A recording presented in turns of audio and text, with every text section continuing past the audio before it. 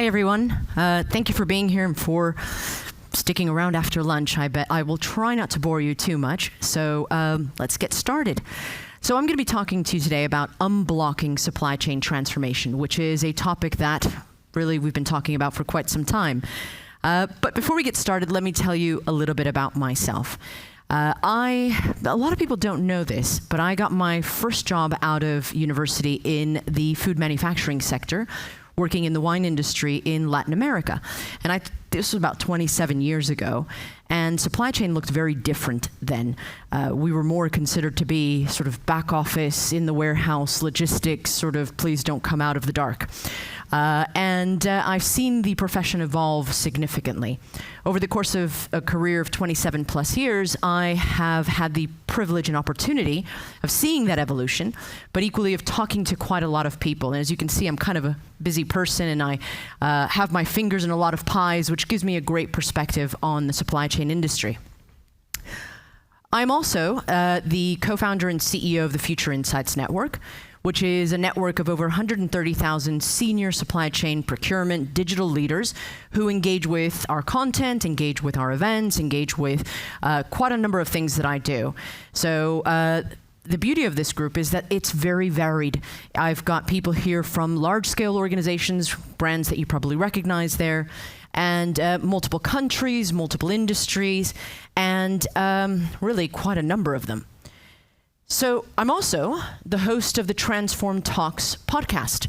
This is a podcast that you can find on Spotify, by the way, Transform Talks with Maria Villablanca. And I'm 200 episodes into this podcast. Again, I get to interview all kinds of different people, whether they are people from academia, from the public sector, from government, from large-scale institutions, from tech companies. And we talk all things related to transformation.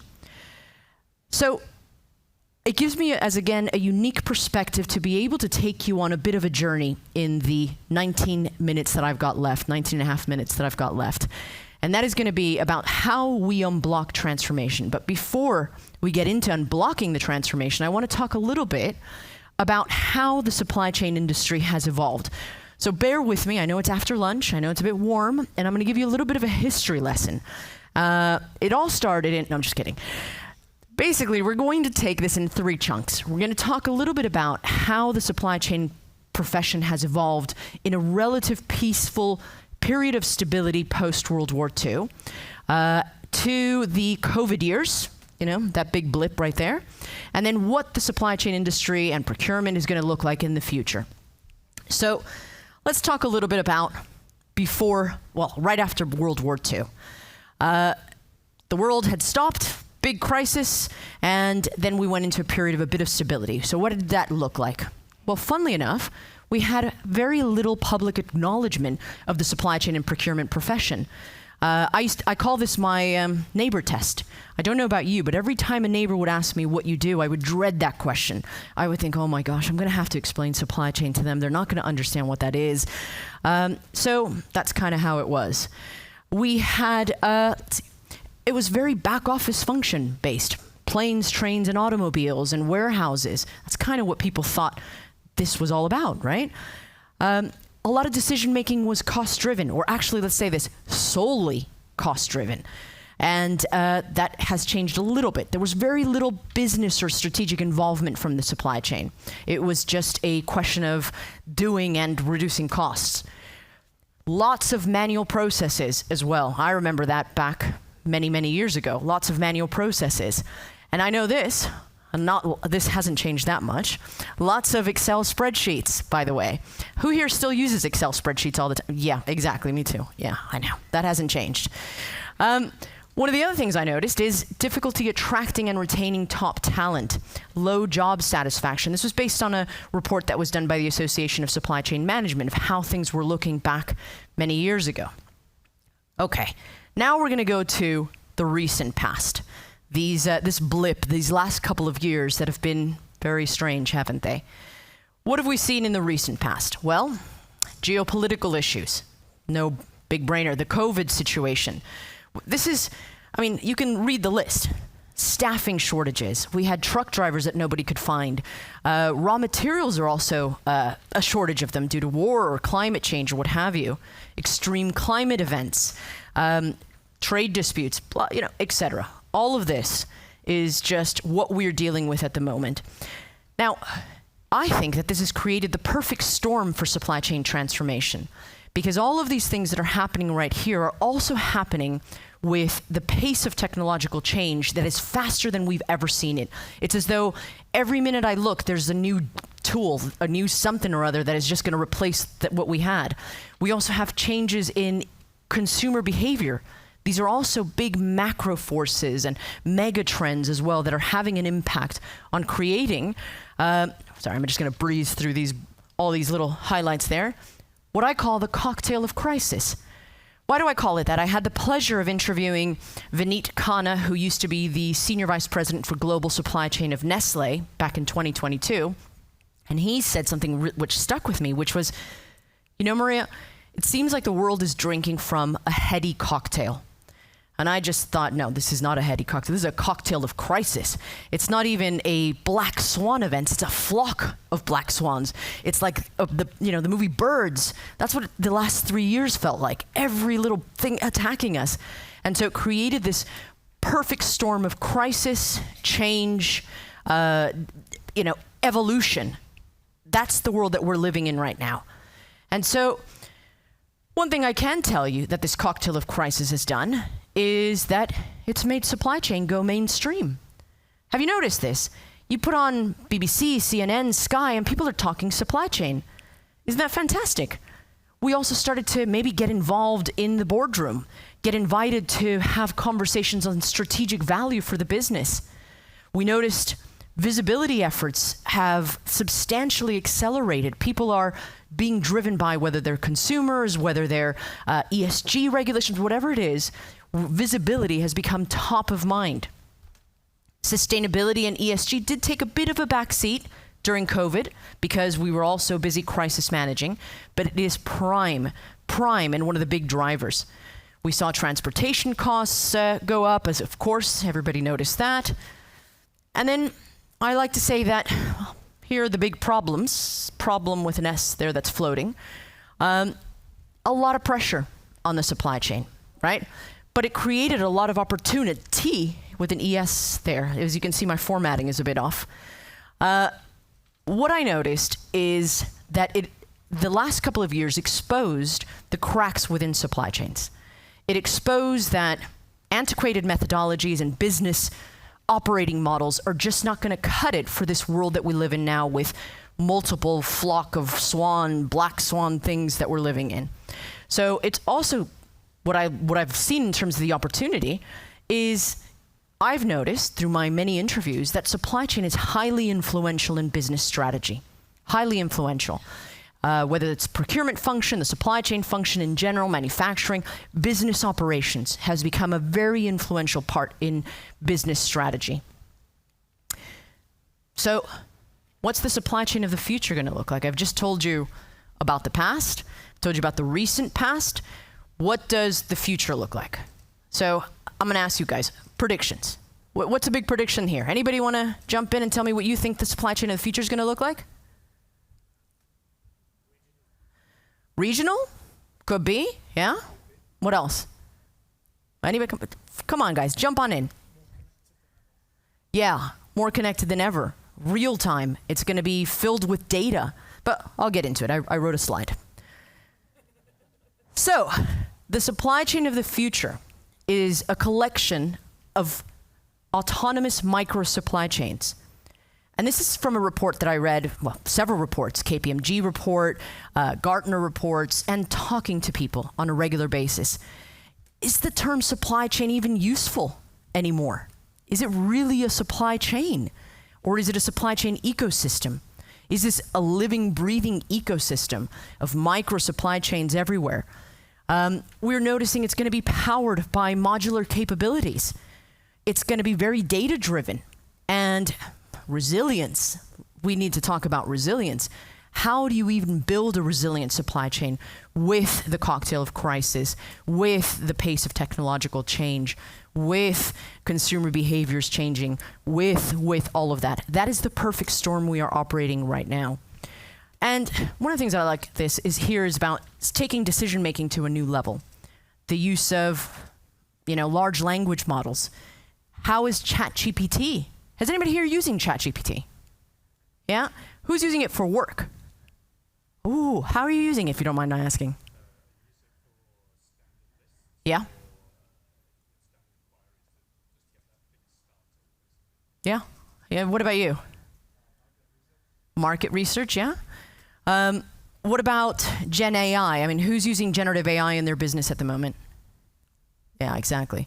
I know, everyone's talking about it, but who's using it? That's the key. The supply chain of the future is going to be underpinned by sustainability. This isn't a nice to have, right? This is going to be one of those things that you have to do, not just because of regulatory compliance, but also because your customers and your employees are demanding it. And so sustainability is going to be at the forefront of everything that you're going to be doing.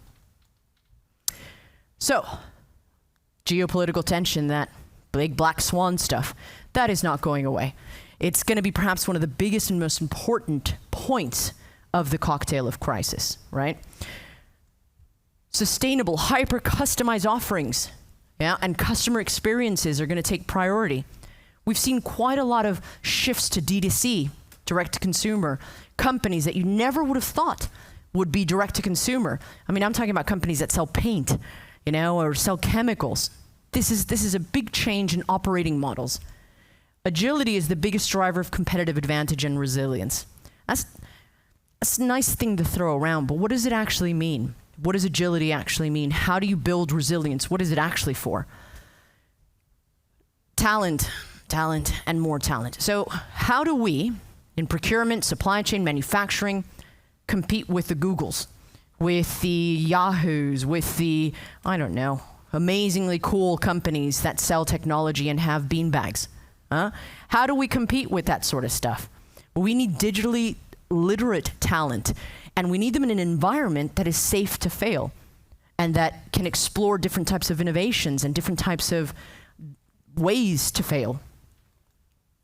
And then the term supply chain maybe becomes obsolete. I see quite a number of examples, by the way, of companies that no longer use supply chain. Anybody here from Unilever? They don't use supply chain anymore. They are business operations. They've changed their entire business that they no longer have supply chain. They are business operations. Doesn't that speak better to what this actually does in a business? That you're running the operations of a business? Well, I bet you didn't know that. Normal is not coming back. If you don't know that, that's a news flash. 2019 and before, not happening at all. Okay? So now that we know that, let's talk about transformation with an N over there. Yeah. It's not transformation, it's transformation with an N at the end. That's just kidding. This is a big word because a lot of people think transformation is some sort of finite thing. I started this transformation and it's going to end here. Fail. I see a lot of transformations that are happening in silos. Fail. I see a lot of transformations that are not looking to solve problems. Fail. I see transformations that are responding to God knows what pressure, but not actually making it easier for their employees, for their customers, for their suppliers. Fail. We know this statistic. Where is it? Hello. There we go. You know this. McKinsey said it. Boston Consulting Group is now saying the same thing. 70% of transformation projects fail. Do you know how much the consulting industry is worth yearly? Do you know how much the software industry is worth yearly? The training industry, the leadership industry? Hundreds of billions? And yet, 70% of them are failing. Why? Why is that happening? Anybody want to take a guess? It's in the next slide, but I will, anybody want to take a guess? Yes. Yeah, but that's probably because they were transforming the wrong thing or they weren't solving the problem. It's kind of like building HS2. you know? It's this big, this big, I don't know, boondoggle that then you can't really, it's not solving any problem. Okay, now we're gonna get into the good part, the unblocking of transformation. So I interview a lot of people. I speak to a lot of people. I go to a lot of events. I'm never home, basically. And at these opportunities, I interview people about why these transformation projects are failing. What's happening here? A lot of these events, I sit in at these sessions and people ask the same question over and over. They don't say, what is transformation or why should I do transformation? Mostly they say, I want to transform, but I want to do this, but, and there's a blockage and there's a belief issue. Out of the hundreds of interviews I've done over the last couple of years, I think it boils down to this, that there are belief issues, like you say, is my strategy correct? There are blockages. I want to do this, but my CFO won't let me. I want to do this, but my CEO won't let me. I want to do this, but my team doesn't buy into it. So we've got strategic value issues, and we've got execution issues, because ideas, man, they're a dime a dozen. Sorry, that's an American expression. They're 10 pence for 12, yeah? Execution is where everything fails. Plain and simple. You can have tons of great ideas, but if you don't execute properly, you're gonna fail. So, lack of executive buy-in. My CEO doesn't buy into it. My CFO says no. I had the pleasure of interviewing a CFO. I say the pleasure because I insulted him. I didn't mean to, but effectively I said to him, this was Fred, who was from Novartis at the time, and I said, Fred, I gotta tell you, you're Mr. No. I'm sorry to tell you this, but this is the reputation you guys have. Mr. No. Every time someone comes to you with, I'd like to do this, it's no. No. Right? Am I? Or unless someone here is a CFO. No? Okay, good. Lack of team buy-in. So my team or my peers, the HR guy won't support me. The IT guy won't support me. My consultant doesn't understand me. The IT guy doesn't understand me. And the reason for that is I don't think we've calculated enough value or articulated what that value is. Let me go back to the story of Fred. So I said to Fred, okay, Fred, you're Mr. No, I'm sorry to insult you, et cetera, but how the hell does someone go to you and say, I need money to invest in a new transformation strategy, new software, I want to drive sustainability initiatives, et cetera. How do I do that without you saying no?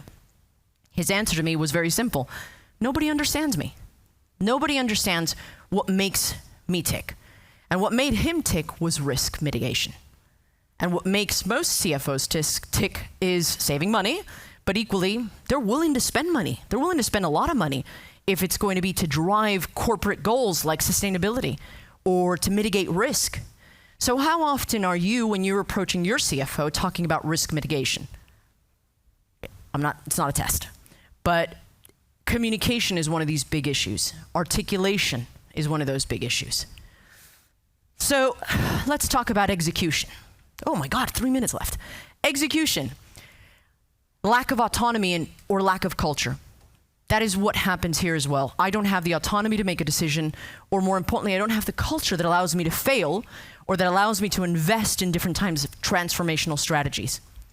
So what do you do with those things? Well, you need to see if your organization is actually ready for transformation. So to go back to the lady over here who said, we ran out of funds. Well, it's possible that what happens here, what is this transformation hoping to solve? How are we gonna do it? How am I gonna walk this A through Z for the entire process to figure out what could go wrong, right?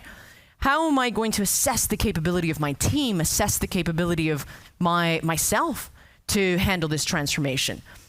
And then, is the strategy the right strategy? And this is where I think a lot of companies fail as well. They are just wed to that strategy. They are married to that strategy. They're having babies. They're already buying the house. And it's the wrong strategy because they've not done a rigorous, repetitive capability assessment. They've not had cross-functional collaboration to assess the capability and communicate the value in the business proposition. So once you've done all this stuff, you go back to the drawing board if you've got the wrong strategy. Again, assess the strategy. Do the assessment capability. What's at stake? If you don't transform, you're not going to be around. And I'm not just talking about you. I'm talking about your business. I'm talking about the whole entity. Because someone very intelligent said this. No, I'm just kidding. It was just me. Basically, you're going to be left behind as an organization, as others race ahead in transformation. That 30% of organizations that are succeeding at transformation, and again, I'm not talking about digital transformation, I'm talking about overarching transformation, transforming business models, transforming operating models, transforming hiring practices, cultural practices. Those are the companies that are going to steam ahead. That's me, by the way. And you can follow me. You can listen to my podcast. You can read my newsletter. You can join my events. Connect with me. Hold on, there's QR codes even. Look at that. I've transformed digitally as well. You can connect with me in any way and be part of maybe my podcast, ask questions, create content, help me connect you with other people that are succeeding. Yeah? So that is me. And I've pretty much stuck to time. What do you think of that? I'm very impressed with your timing. Thank you very much. Thank you. I just have this image of a flock of black swans getting drunk on a cocktail crisis. It's true. Maybe sitting on a beanbag. Yeah. Depends how much you took from that presentation. Any questions from the room? I know I have some of my own that I'd want to go to. Yeah, we just have one at the front there. Thank you so much. So I enjoyed truly this explanation. It was well prepared and really nice listening. So my question is about the unblockings. You were talking about the value articulation. Mm-hmm. I'm wondering, with all the cocktail of crisis we've been through, do you think that there will be a shift in the value in the procurement and supply chain aspect today? Yes, it's a shifting thing. Of course it is. The value articulation a year ago or 2 years ago in the middle of COVID was much more different than what it is today. But I think one of the things that we get wrong with value articulation is that we see value articulation through our own lens and not through the lens of the person we're speaking with. And so when I give that example of that CFO, it wasn't, even I asked the question wrong. How do I go to pitch you? How do I go to get money from you? And his answer was, well, you've got to understand what's important to me today. And so it is changing. And I think that also means that the profession is changing. If you think back to when I started 7 years ago, you just needed to know how to calculate well and juggle and do, and be attention focused. Now you need to be geopolitician, economist, strategist. You need to be digitally native pretty much. There's a lot that we need to do. But the biggest skill set isn't just being digitally or technologically advanced. In my opinion, the person that's going to succeed in the future is going to be someone that is agile enough to communicate and deal with the landscape that we're dealing with, the critical thinker. Thank you very much. Hope that answers your question. Any further questions? No, I think we're all done. Maria, thank you so much for your time. Really appreciate it. Thank you. Thanks so much. Thank you so much.